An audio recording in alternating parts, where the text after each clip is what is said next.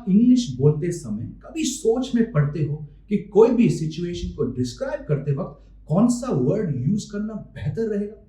क्या आपको पता है कि कब has been, have been and had been का उपयोग करना सही है और कब नहीं?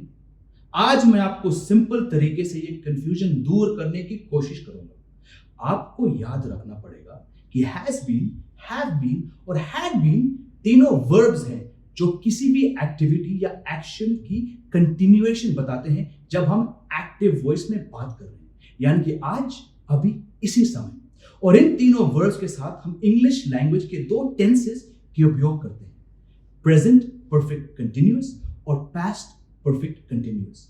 हैव बीन और हैव बीन को हम प्रेजेंट परफेक्ट कंटिन्यूअस कैटेगरी में डालते हैं और हैड बीन को पास्ट परफेक्ट कंटिन्यूअस। क्या है ये दो कैटेगरीज? चलिए आपको बताता हूं। प्रेजेंट परफेक्ट कंटिन्यूअस एक वर्ब टेंस है जिसका उपयोग हम तब करते हैं जब हम डिस्क्राइब कर रहे हैं किसी एक्शन या एक्टिविटी को जो पास्ट में शुरू हुआ था मगर जो अभी भी चल रहा है, मतलब एक अनस्पेसिफाइड टाइम बिफोर नाउ और नाउ के बीच। प्रेजेंट परफेक्ट कंटिन्यूअस जोर देता है ड्यूरेशन पे, यानी कि कितना वक्त लगा एक एक्टिविटी के शुरू होने से या हम कब से कोई एक्शन कर रहे हैं। दोस्तों, प्रेजेंट परफेक्ट कंटिन्यूअस में आपको ये याद रखना है कि हम हैव और हैज का उपयोग करते हैं बीन और इन वर्ब के साथ, जैसे कि she, he, it, I, you, we या दे। इन शब्दों के आगे हम यूज करेंगे हैज या हैव और उसके बाद बीन वर्किंग। देखिए इसके कुछ examples. She has been working over time, he has been working on weekends, I have been working from home for 7 months, they have been working on this project for 2 years. Have you been working on your novel for long? He has not been working full time since last December. Haven't you been working on your homework? अब हम focus करेंगे present perfect continuous के use पे। शुरू करते हैं recent past activity से, मतलब कुछ चीज जो हाल ही में हुआ है। अगर हम बात कर रहे हैं किसी रीसेंट एक्टिविटी के बारे में तो हम प्रेजेंट परफेक्ट कंटिन्यूअस का उपयोग करेंगे। यहां हम किसी एक्टिविटी के एग्जैक्ट समय नहीं बताते क्योंकि ये इंपॉर्टेंट नहीं है।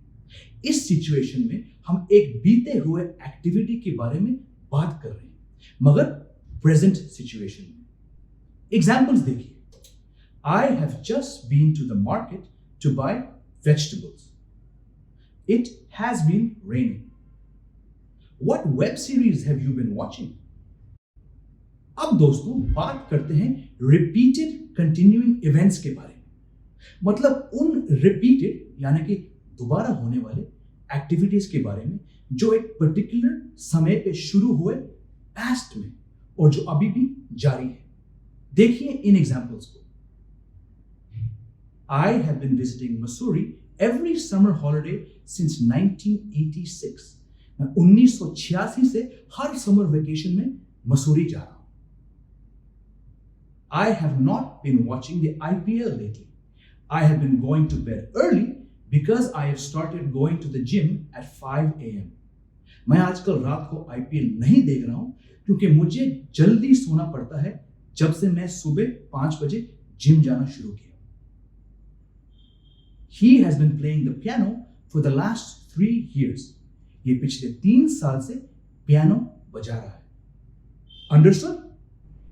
हम प्रेजेंट परफेक्ट कंटिन्यूअस का उपयोग तब भी करते हैं जब किसी से सवाल पूछ रहे हैं और जवाब दे रहे हैं किसी एक्टिविटी की ड्यूरेशन पे। मतलब अगर हम हाउ लॉन्ग का उपयोग कर रहे हैं किसी सवाल में तो ये प्रेजेंट परफेक्ट कंटिन्यूअस है। जैसे कि ये example, how long have you been waiting for me? आप कब से मेरा इंतजार कर रहे हैं? जवाब होगा नॉट लॉन्ग, अबाउट 10 मिनट्स, ज्यादा देर नहीं, तकरीबन 10 मिनट से।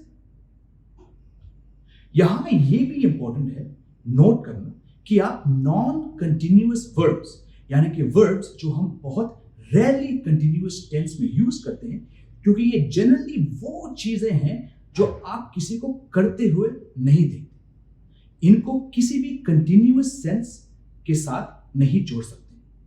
साथ में कई मिक्स्ड वर्ब्स भी, मतलब वो वर्ब्स जिनके अलग मीनिंग है, कि कुछ नॉन कंटिन्यूअस अंतर भी होते हैं जिन्हें आप कंटिन्यूअस टेंसेस में यूज नहीं कर सकते। ऐसे एग्जांपल्स में आपको सिर्फ प्रेजेंट परफेक्ट का उपयोग करना है। जैसे कि ये example, Deepak has been having his car for 2 years। दोस्तों ये गलत है, इसका सही तरीका है Deepak has had his car for 2 years। दोस्तों आपको ये भी ध्यान में रखना पड़ेगा कि प्रेजेंट परफेक्ट कंटिन्यूअस का मतलब है लेटली या रिसेंटली, मतलब हाल ही में। तो अगर आप किसी से पूछेंगे have you been feeling alright, इससे मतलब निकाल सकते हैं लोग कि सामने वाले आज के दिन बीमार लग रहा है।